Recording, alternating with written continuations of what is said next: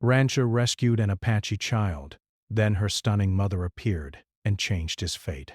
The sun was blazing over the wide open plains of Arizona.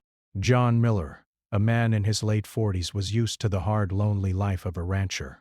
For years he had woken up before dawn, tending to his cattle, mending fences, and making sure the ranch ran smoothly. The work was exhausting, but it was honest, and it gave him a sense of purpose. Still, there were moments when the vast emptiness around him felt too quiet. He had long ago accepted that he would live most of his days alone, accompanied only by the animals on his land and the occasional traveler passing through. On this particular afternoon, the sun seemed hotter than usual, beating down on the dry earth and the long stretches of fence that John had to check. He wiped sweat from his forehead with the back of his sleeve and squinted into the distance. The land looked as empty as ever. Nothing but tall, golden grass swaying gently in the wind, and the rugged hills that framed the horizon. He had walked this section of the property countless times before, but today something caught his attention. A faint, high-pitched sound coming from the edge of a dry creek bed. John paused, cocking his head to listen. It was a soft, pitiful cry, almost like the whimpering of a small animal, but there was a human quality to it. His first thought was to ignore it. Stray animals often wandered the ranch, and some frightened creatures could make noise like that. But then, something in the sound made his chest tighten.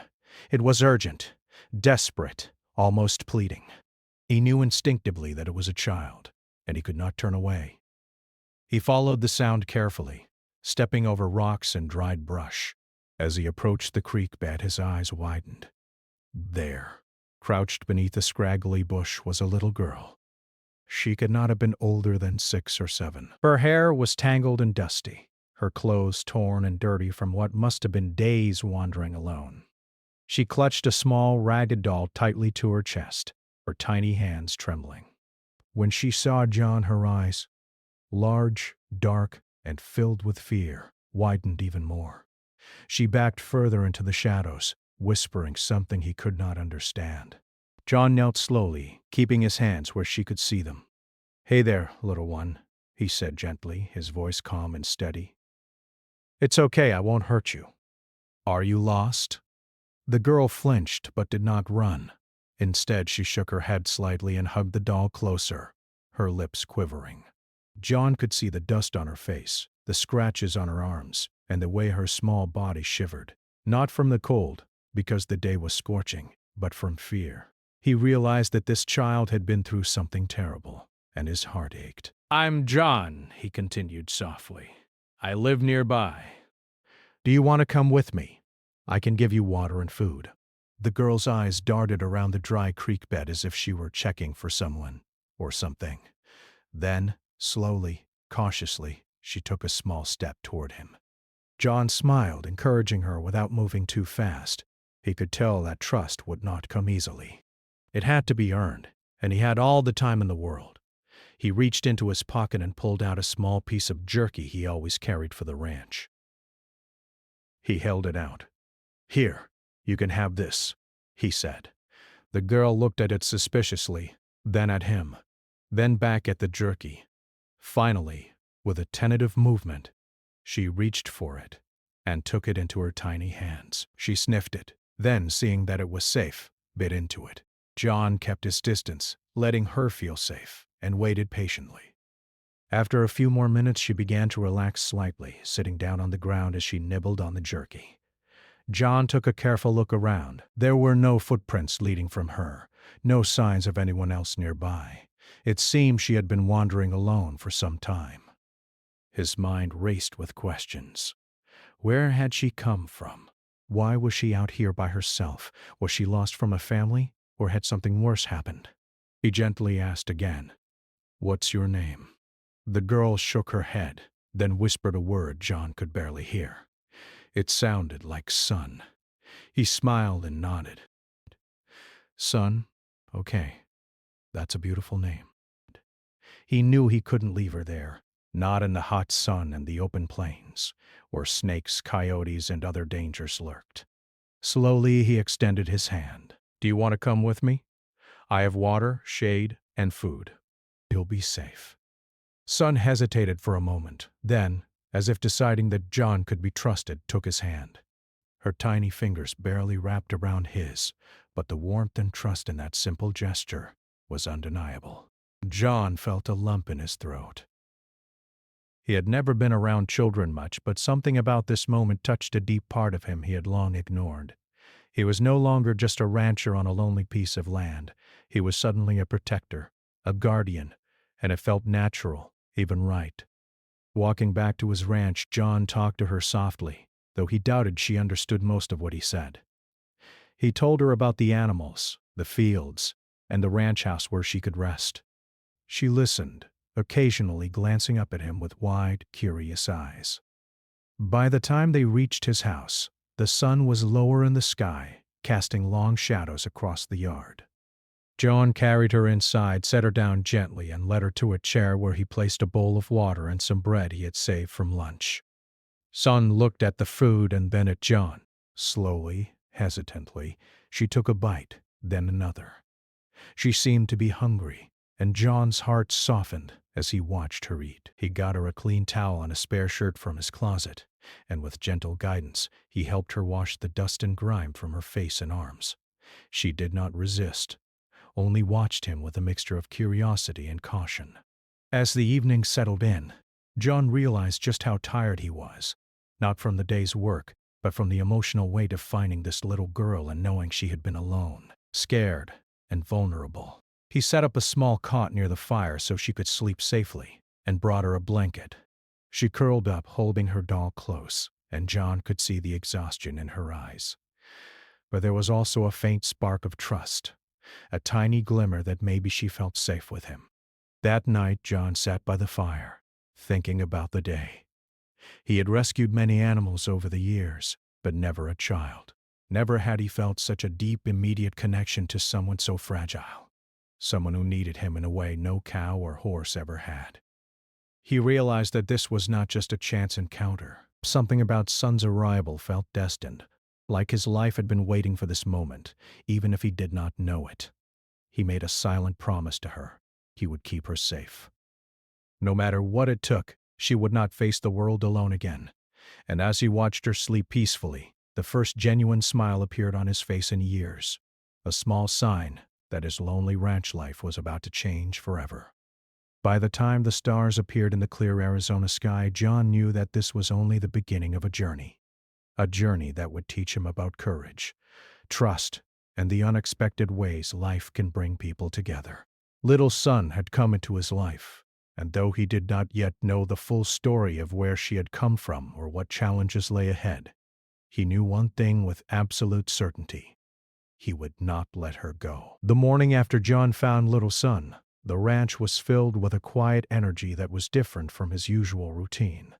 Normally, mornings began with the low moan of the cattle, the clatter of gates, and the smell of hay dust drifting through the air. But today, there was something else, a soft, almost shy movement in the house as Little Son stirred on the small cot near the fire.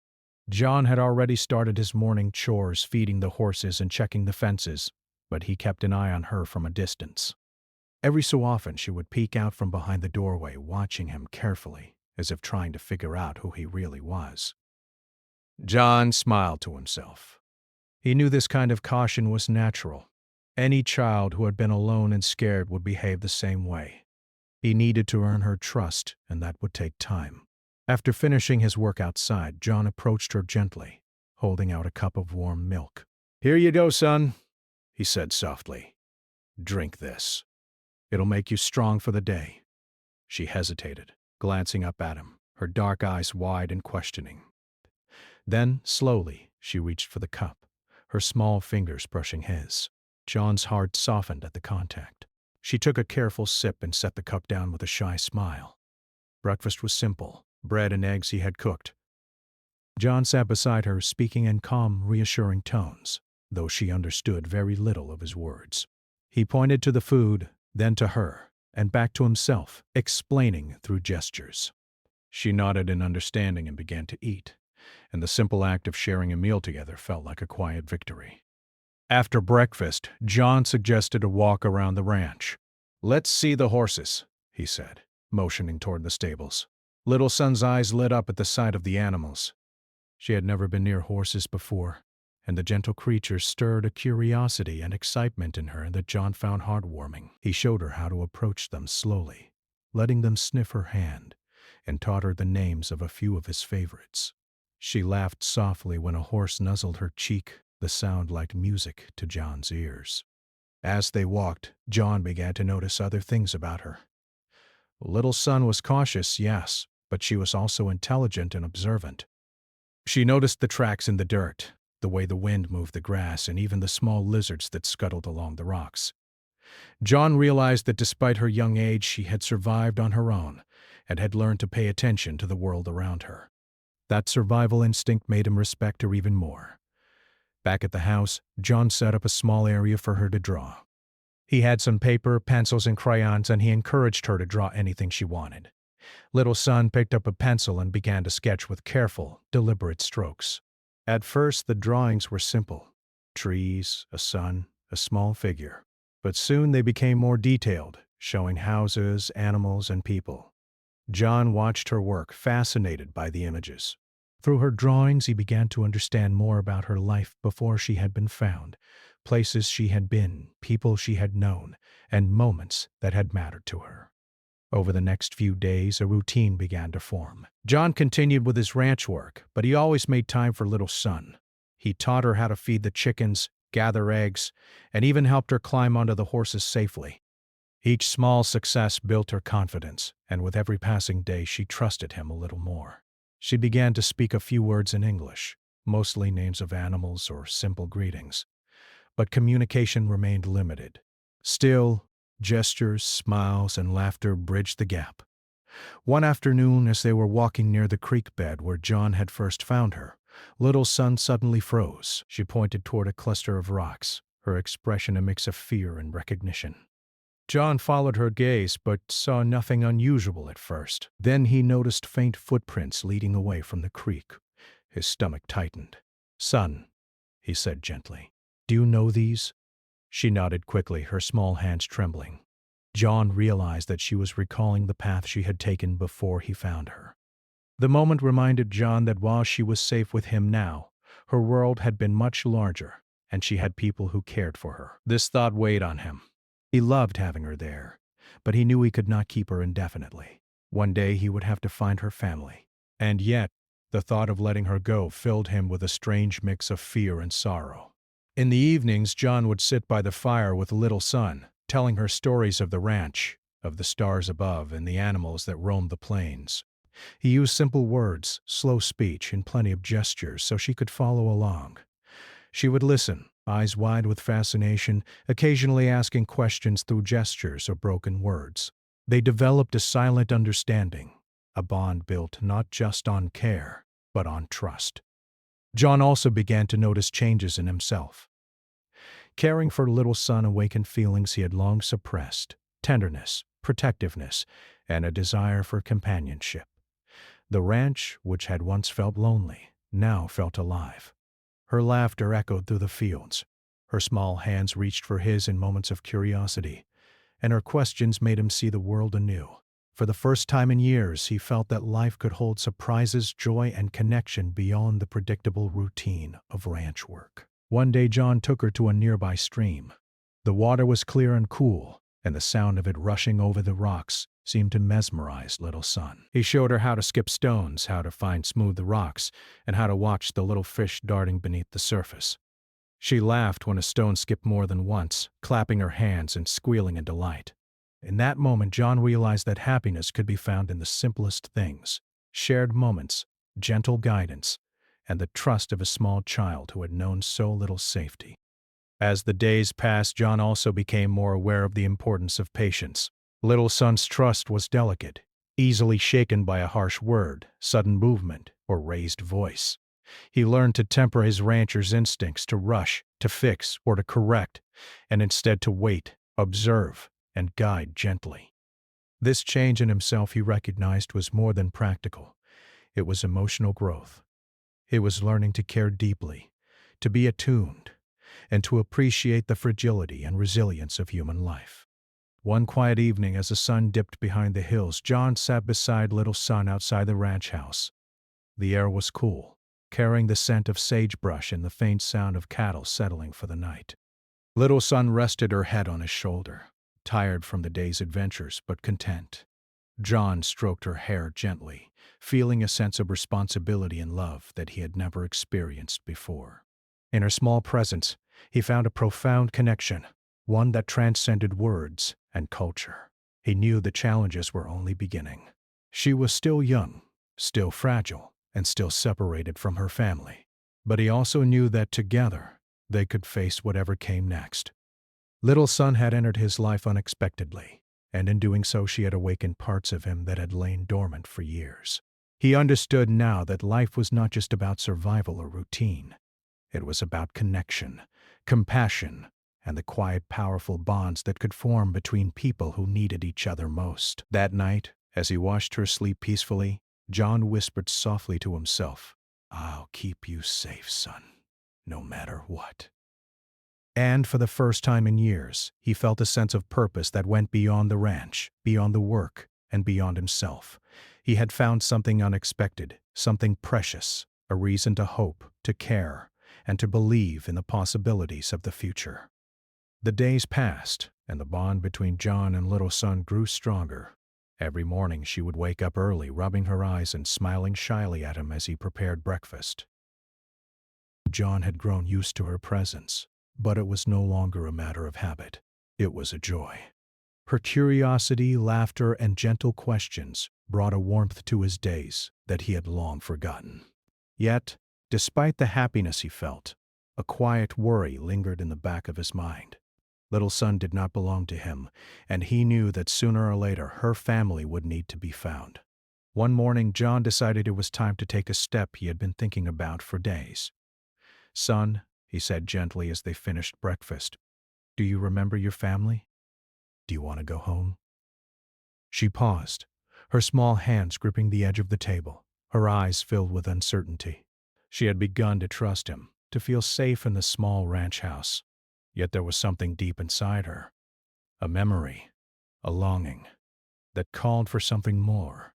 She nodded slowly, not in full understanding of what home meant, but in the instinctive knowledge that her family was out there somewhere. John knew that finding her family would not be simple. He had lived in these parts for many years, but he had limited knowledge of the nearby reservations, and he wanted to approach this carefully, with respect for her culture. He decided to contact a local community leader he had met briefly at a county fair years ago, a kind man named Thomas, who had connections within the Apache community. John explained the situation, his voice steady but tinged with concern. Thomas listened carefully, his face thoughtful, and promised to help. He said he would reach out to others and see if they could locate the girl's family safely. While they waited for news, John and Little Son continued their routines. They tended to the animals together, she learning to feed the chickens, gather eggs, and even help with the milking of the cows. John noticed that she was incredibly observant, picking up tasks quickly and asking questions in her limited English or through gestures. She pointed to the fences needing repair, mimicked him brushing the horses, and even tried to help carry small tools. Her determination and quick learning impressed John, and he found himself marveling at the resilience of such a young child. At night, he would sit beside her cot and help her draw pictures of her memories. Through her drawings, John began to piece together fragments of her past. There were pictures of a small house surrounded by trees, a woman with long, flowing hair, and a man who appeared to be watching over her protectively. He guessed these were her parents, though he was not certain which image represented which parent. Little Son would smile shyly when he commented on the drawings, but then her expression would turn solemn, as if she missed them already. John felt a deep sadness in those moments, realizing how much she had endured at such a young age. One afternoon they were walking along a dry trail near the hills when John noticed something unusual. Little Son stopped abruptly, her small body tense, and pointed to a distant hill. He squinted, trying to see what had caught her attention, but there was nothing out of the ordinary. She repeated the gesture, then began walking slowly toward the hill, looking back at him with silent insistence. John followed cautiously, curious and alert. When they reached the spot, she knelt down and pointed to some faint markings in the dirt. They looked like footprints, small and uneven, as if a child had passed that way days ago. John's heart raced. It was a clue perhaps to the path she had taken before he found her. Back at the ranch, John sat down with Thomas on the phone, explaining what he had seen and what little son had shared through her drawings and gestures. Thomas was patient, asking questions and taking notes, then promising to use his connections to locate her family. John felt a mixture of relief and anxiety. Relief because he knew help was coming. Anxiety because he had grown attached to little son in just a short time, and the thought of letting her go was painful. He reminded himself, though, that she deserved to be reunited with her family.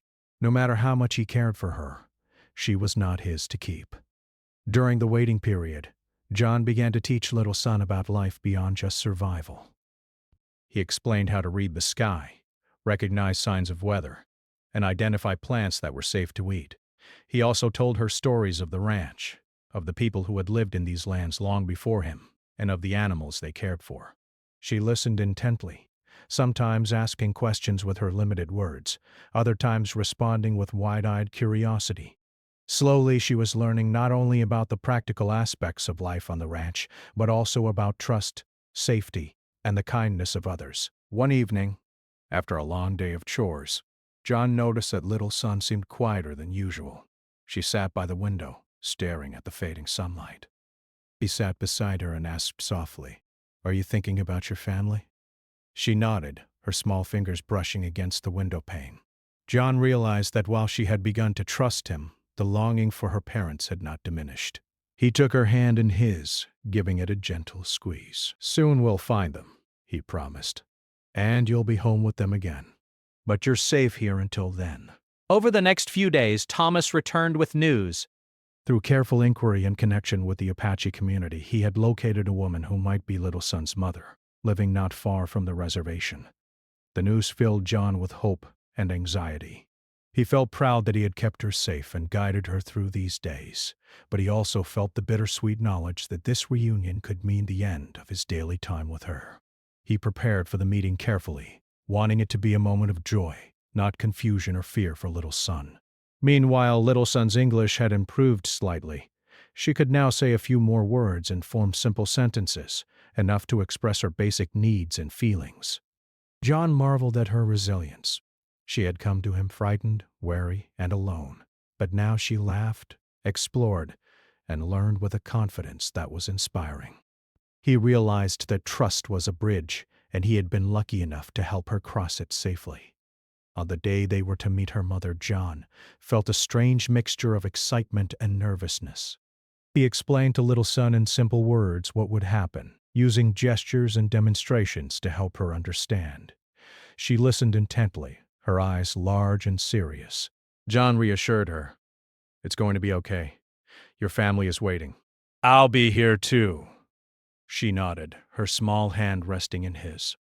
That afternoon, they drove slowly toward the reservation, with John keeping a careful watch on the road and on little son. She clutched her small doll, whispering to it as though it shared in the adventure. John glanced at her in the rearview mirror and felt a deep sense of responsibility. No matter what happened, he had to be the one who made her feel safe, who helped her step into a world she had not known for weeks. When they arrived, a small group of people awaited them. Among them was a woman who stood slightly apart, watching with a mixture of hope and apprehension. Her hair was long and dark, and her posture held a quiet dignity. As soon as little son saw her, she let go of John's hand and ran, the doll forgotten for a moment, toward the woman. The reunion was silent at first, just an embrace, holding on as though neither wanted to let go. Then tears came, first from the woman, then from little son. John felt a lump in his throat as he watched. The little girl he had found alone, frightened and uncertain, had now found the warmth and safety of her mother's arms. The woman looked at John with gratitude in her eyes. "Thank you," she said softly. "Thank you for keeping her safe." John nodded, feeling a mixture of pride, relief, and bittersweet emotion. He knew this was the right thing. He had done what he could, and now she was with the person who truly belonged in her life. That evening, after the initial excitement had settled, John returned home with a quiet heart. He felt empty yet full at the same time. He had nurtured, guided, and protected little son, But now her world had shifted. Yet he also knew that this was not the end of their story. The connection they had formed could not be erased. He had opened a door into her life, and she had opened one into his. And somewhere in that exchange, something larger had begun. A possibility, a future, a bond that neither time nor distance could fully sever. The morning after little son was reunited with her mother, John woke up to a quiet house. The ranch seemed unusually empty without the little girl's laughter and questions echoing through the rooms. He moved slowly, preparing breakfast, thinking about the events of the previous day. The reunion had been emotional, more so than he had anticipated. Watching little son run into her mother's arms had filled him with joy, but there had also been an unexpected pang of sadness. She had become such an important part of his life in just a short time. Despite the bittersweet feeling, John knew the day ahead would be important. Kaya, little son's mother, had insisted that he come to meet her properly. She wanted to thank him in person, explain more about her life, and discuss how best to care for little son in the coming days. John had agreed, curious about the woman who had given life to the child he had grown to care for so deeply. He had only seen her briefly during the reunion, but there had been something striking about her presence. Strong, composed, and yet tender, like someone who carried both confidence and warmth. He arrived at Kaya's small, sunlit home on the reservation in the late morning. She greeted him at the door, her dark eyes bright and assessing. She smiled warmly, but there was a quiet intensity in her gaze that made John feel both welcome and slightly nervous.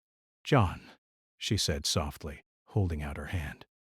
"Thank you for keeping my daughter safe. I don't know what would have happened without you." He shook her hand, feeling the strength in her grip, and replied humbly, "I'm just glad she's safe now. That's all that mattered to me." Kaya invited him inside, and they sat across from each other at a small wooden table. Little son had returned to playing quietly nearby, occasionally glancing up at them.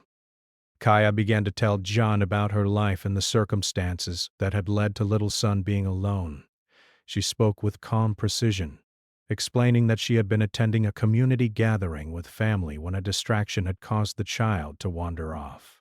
She had searched everywhere, asking neighbors and friends, but the child had been nowhere to be found. Her voice was steady, but John could see the underlying fear and worry she had carried for days. As Kaya spoke, John felt a growing respect for her. She was not only caring and protective, but also intelligent and thoughtful. She asked questions about the ranch, about how John had found little son, and how he had cared for her during the days she had been with him. John answered honestly, describing each small detail, from feeding her and helping her wash up, to teaching her about the horses and showing her how to draw. Kaya listened attentively, occasionally nodding and smiling at little son's reactions. After a while, the conversation shifted. Kaya spoke about her role in the community, her work in organizing programs for children, and the responsibilities she carried daily. John listened with fascination. She was articulate, confident, and deeply committed to helping others, qualities he found increasingly impressive. It became clear to him that she was more than just a mother. She was a leader, someone who commanded respect without demanding it. And as she spoke, John felt a subtle shift in his perception. He had always admired strength and resilience in people, but here was someone whose presence inspired it effortlessly.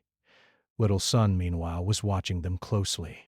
Occasionally, she would run over to Kaya, hug her, and then return to John's side. The sight warmed him, but it also made him notice how much he had come to care for the little girl. He realized that the bond he had formed was not something that would easily fade, even as she returned to her mother. In Kaya's presence, he sensed a deep connection forming, one that went beyond gratitude.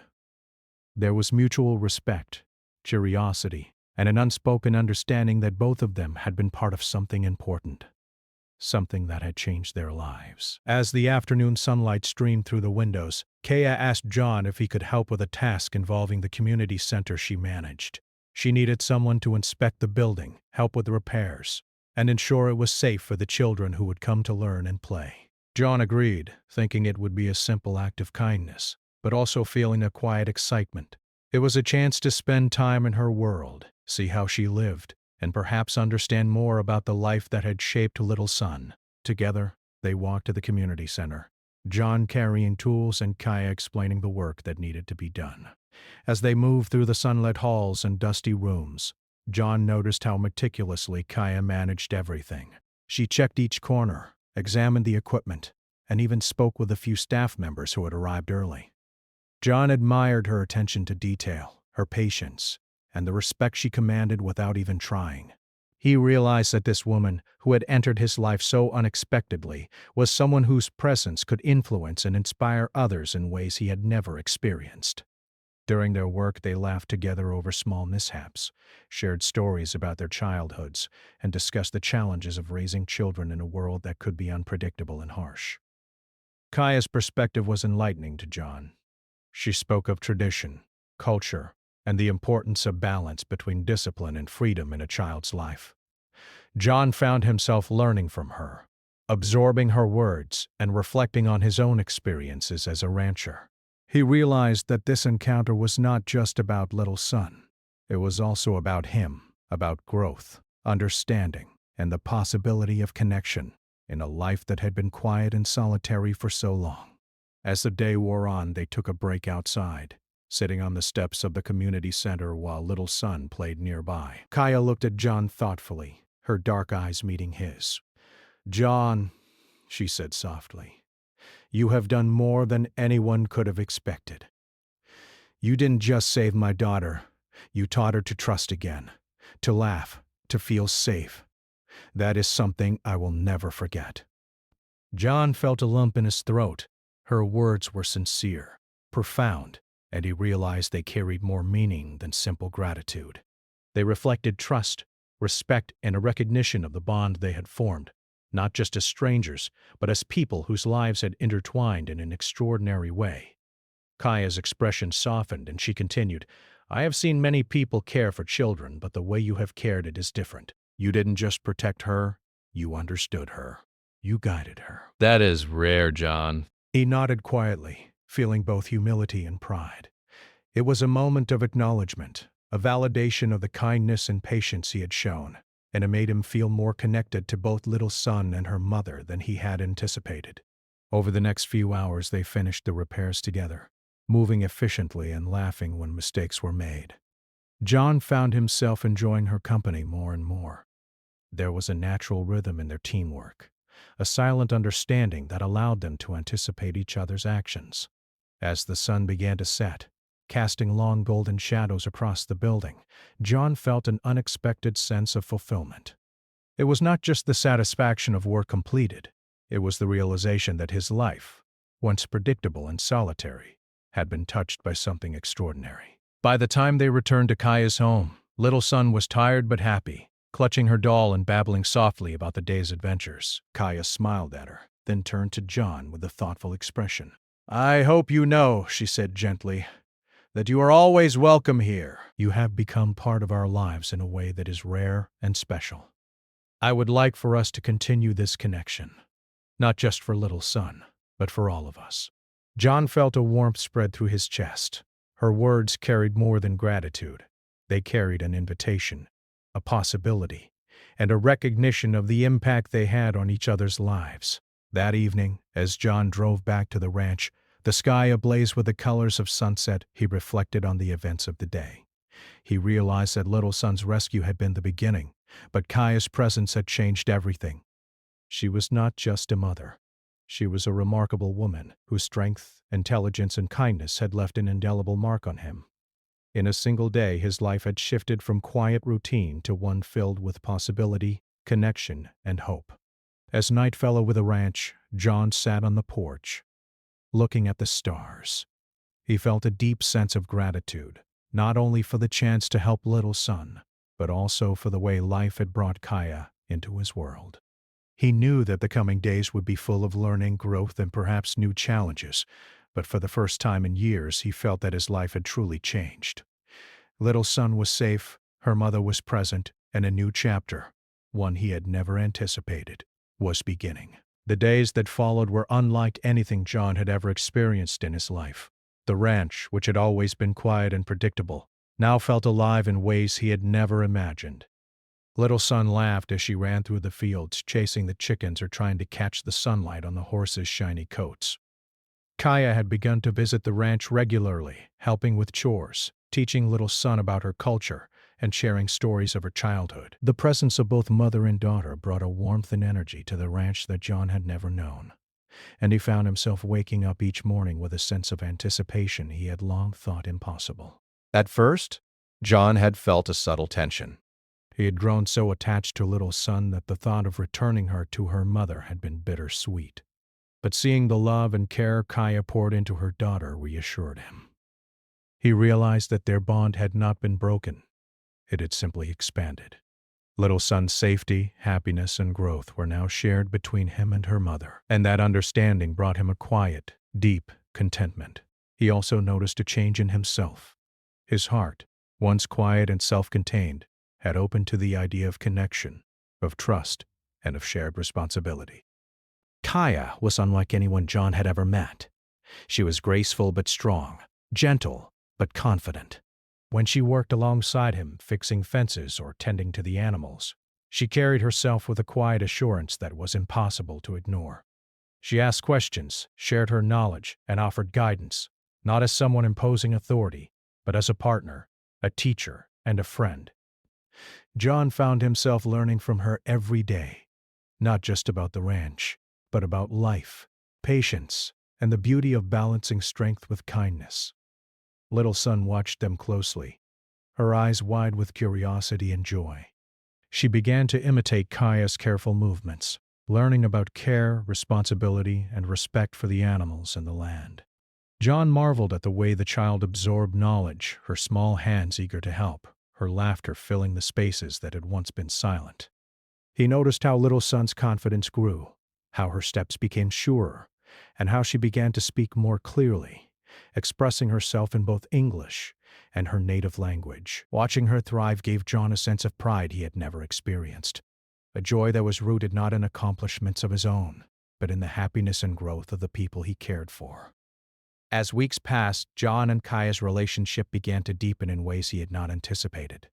It started subtly, shared smiles over a well-fed calf, quiet laughter as they worked together, long conversations during breaks when the sun was low in the sky.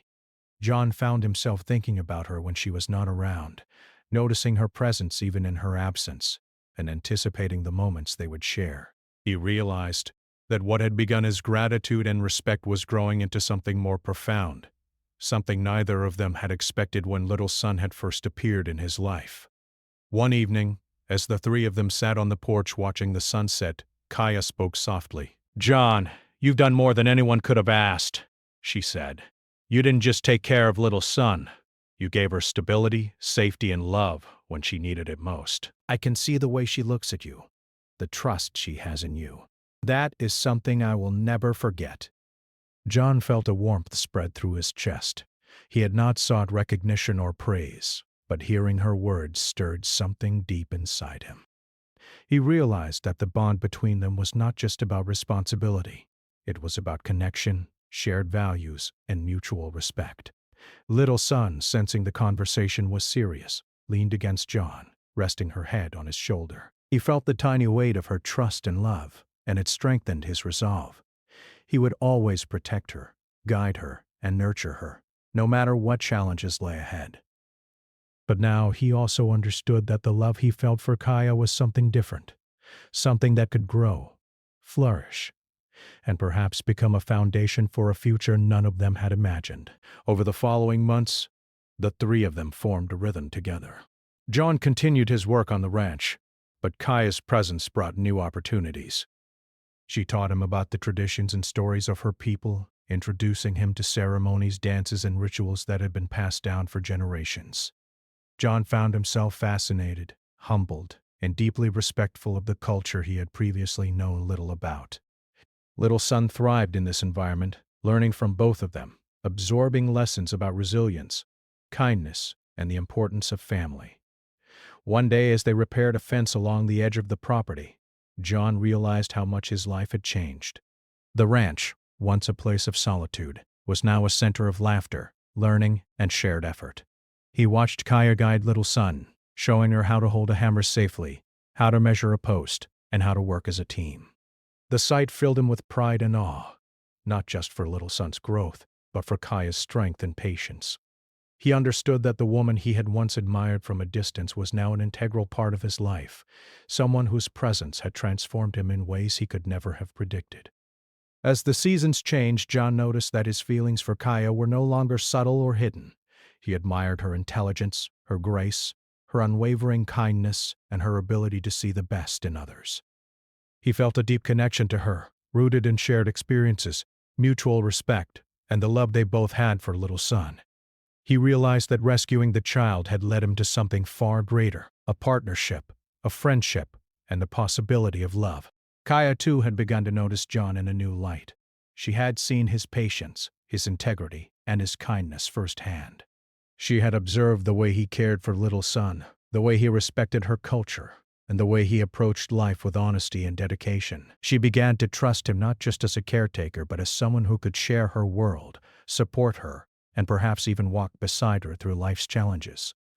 The mutual understanding between them grew quietly but steadily, like a river carving its path through the landscape. One evening after a long day on the ranch, John and Kaya sat together on the porch, watching the stars appear in the clear Arizona sky. Little son had gone inside, exhausted but happy, and the quiet of the night settled over them. Kaya turned to John and said softly,